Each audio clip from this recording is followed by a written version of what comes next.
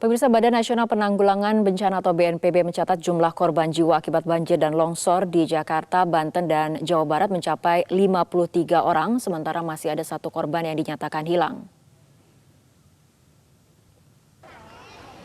Hal ini disampaikan oleh Kepala Pusat Data Informasi dan Humas BNPB, Agus Wibowo, di sela-sela meninjau gudang BNPB di Bekasi, Jawa Barat.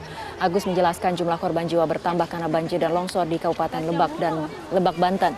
Di Lebak sendiri terdapat 9 korban jiwa dan 1 korban hilang. Dari total 53 korban jiwa yang terbanyak ada di Kabupaten Bogor dengan jumlah 16 orang.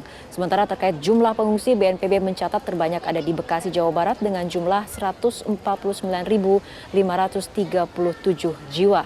Sedangkan di DKI Jakarta jumlah pengungsi mencapai 20.000 jiwa. Hingga kini BNPB menyatakan proses evakuasi masih berlangsung terutama di Kota Bekasi.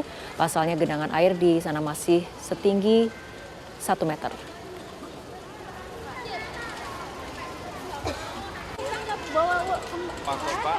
Untuk hari ini totalnya ada 54, ini yang 53 yang meninggal dan 1 yang hilang. Masih ada 1 hilang yang di Lebak. Ini gabungan antara Jabodetabek dengan Banten ya, Lebak ya, sama Lebak itu. Jadi di Lebak ada 9 orang meninggal. Dan 1 hilang. Jadi di total ada 53 yang meninggal dan 1 yang hilang. Apa dampak dari normalisasi kali di Jakarta? Telah hadir di studio pakar tata air perkotaan Bapak Firdaus Ali. Selamat malam Pak Firdaus. Selamat malam Fitri. Berbicara mengenai solusi untuk banjir, mengatasi ataupun mengantisipasi banjir. Di hulu kita ketahui sudah ada pembangunan 2 bendungan seperti itu. Tapi apa kemudian pentingnya normalisasi masih tetap dilakukan di hilir? Oke. Pasca banjir 2013, kita belajar dari banjir-banjir sebelumnya, kita sepakat bahwa penanganan banjir di Jakarta itu harus terintegrasi mulai dari hulu sampai ke hilir.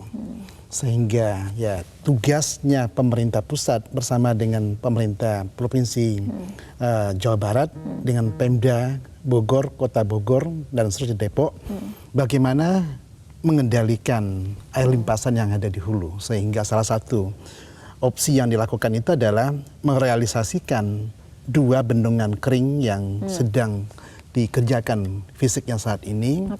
Jika bendungan ini selesai nanti mudah-mudahan di akhir tahun ini atau paling lambat di awal tahun 2021, ada kira-kira 8,1 juta meter kubik air yang bisa kita tahan. Tapi ketika kemudian di hulu sudah mulai diperbaiki, ada pembangunan bendungan untuk menampung 8,1 juta meter kubik. Di hilir kita ketahui normalisasi ini justru mandek dari 33 km target, ini baru terrealisasi sekitar setengahnya ataupun 16 km. Ya, jadi di hulu kita selesaikan, ya kita coba tahan, ya sehingga kita menunda air tadi itu masuk dalam saat bersamaan ke saluran, ya seperti Kali Ciliwung. Ya, Kali Ciliwung dan kali-kali lain yang ada di DKI Jakarta tentunya kemudian harus kita kembalikan fungsi kapasitas angkutnya. Untuk mengembalikan fungsi kapasitas angkut tadi itu adalah diantaranya kita melakukan normalisasi. Nah, normalisasi ini disepakati ya bahwa pemerintah pusat melalui Kementerian PUPR melaksanakan ya pekerjaan fisiknya, tetapi terkait dengan memindahkan warga, lalu kemudian membebaskan lahan, itulah domainnya, tanggung jawabnya Pemprov DKI Jakarta. Oke, Pak Firdaus, apabila kita lihat grafis di layar kaca ini mengenai 4 ruas normalisasi Kali Ciliwung yang memang belum mencapai target, baru kemudian setengahnya saja yang direalisasikan, ada di beberapa ruas, seperti di pintu air Manggarai, seperti itu. Ada juga di ruas lain jembatan Kampung Melayu hingga jembatan Kalibata, jembatan Kalibata hingga jembatan Condet, dari Condet kemudian ke tol TB Simatupang. Ini artinya memang solusinya harus sinergi komprehensif, tidak bisa kemudian di hulu, ini di hilir juga harus serius kemudian dilakukan normalisasi. Ya, harus, tidak ada pilihan lain. Kenapa? Karena ya tadi beban air limpasan itu semakin besar. Beda dengan 20-30 tahun yang lalu. Kenapa? Ketika kita masih punya hutan di hulu, air yang meresap lebih banyak dibandingkan yang melimpas. Sehingga saluran yang ada masih mampu mengatasinya. Sekarang kita berhadapan dengan jumlah limpasan semakin banyak. Intensitas hujan kita semakin lama semakin tinggi, ya sehingga tidak ada pilihan lagi bahwa kita harus mengembalikan kapasitas angkut dari badan air tadi. Seberapa besar dampaknya apabila normalisasi ini bisa dilakukan ataupun direalisasikan? Ya, artinya jika bendungan Ciawi dan Sukamahi selesai, kita bisa mendelay ya kira-kira berapa jam, katakan 8,1 juta kita delay 5 sampai 10 jam ya. Lalu normalisasi dikali-kali, khususnya yang sekarang jadi yang belum selesai itu adalah di Ciliwung kita selesaikan. Ya, daerah-daerah yang selama ini menjadi langganan genangan air, insya Allah bisa kita selesaikan. Oke. Tapi kemudian jika di hulu sudah diperbaiki, normalisasi terjadi di hilir, sebetulnya seberapa besar kemampuan dari banjir kanal timur, banjir kanal barat untuk menampung air-air ini? Ataupun pergerakan airnya nanti akan seperti apa, Pak? Oke, dengan normalisasi Ciliwung, kita itu ingin menambah kapasitas dari 250 menjadi 570. Ya, bayangkan 2 kali lipat yang kita akan tingkatkan. Saya ingat banjir 2007 itu, debit yang masuk di kanal barat itu 750 meter kubik per detik, sehingga kemampuannya cuma 500, kebayang sisanya tadi luber kemana-mana. Oke, jika kita melakukan normalisasi lalu kemudian kita bikin sodetan ya Ciliwung ke BKT, 60 meter kubik setidaknya bisa kita salurkan ke BKT, lalu kemudian sisanya tadi kita biarkan masuk ke kanal barat.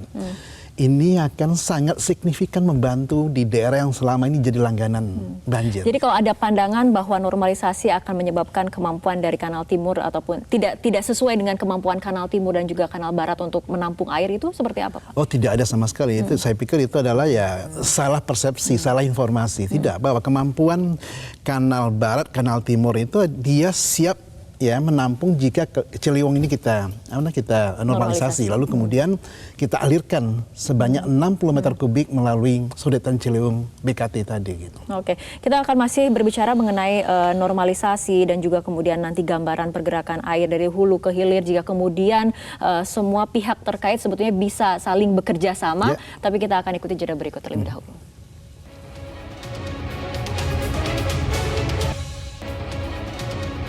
Pemirsa, perbincangan kembali kami lanjutkan mengenai banjir yang terjadi di Jakarta kemarin. Ini memang banyak faktor yang mempengaruhi, di antaranya memang hujan lokal dan juga ada faktor banjir kiriman. Artinya dengan perbaikan-perbaikan dan mencari solusi, ini juga harus paralel dengan pengendalian banjir di selatan juga, seperti itu Pak Firdaus? Ya, jadi dengan dibangunnya bendungan Ciawi Sukamahi, ya, bagian hulu kita kendalikan. Tetapi setelah bendungan tadi tetap dilakukan normalisasi. Di dalam kota sendiri ya saluran drainase harus diperbaiki, pintu-pintu airnya juga dibenahi, rumah pompa diperbaiki, pompanya juga diganti dan diperbaiki dan ditambah jumlahnya ya. Kalau di Surabaya ini ada kemudian inspeksi yang kemudian dilakukan periode ataupun berkala untuk memastikan bahwa pompa ini kemudian berfungsi dengan baik seperti itu ya. Seharusnya juga demikian. Ya, saya ingat zamannya Pak Jokowi ya, jangan Ahok dulu bahwa ya rutin itu diperiksa. Ya, tidak hanya pada saat hujan masuk, tapi sebelumnya. Kenapa? Takutnya tidak diperiksa mendekati hujan lalu kemudian ternyata dia rusak. Ya, dan SOP-nya ya semua alat-alat untuk pengendali banjir itu tidak hanya diperiksa mendekati atau kejadiannya hujan sudah datang, dia diperiksa rutin. Ya, bisa karena kan itu mechanical electrical. Ya, bisa dia kena aging factor dan sebagainya. Dia harus dipastikan bahwa dia berfungsi saat kita membutuhkannya. Oke, baik. Kembali pada solusi mengenai normalisasi kali sendiri. Apabila kita lihat dari curah hujan pada saat terjadinya banjir di hari pertama itu di daerah Halim bisa sampai 377, di daerah-daerah lain ada juga kemudian yang lebih dari 300 mm curah hujannya.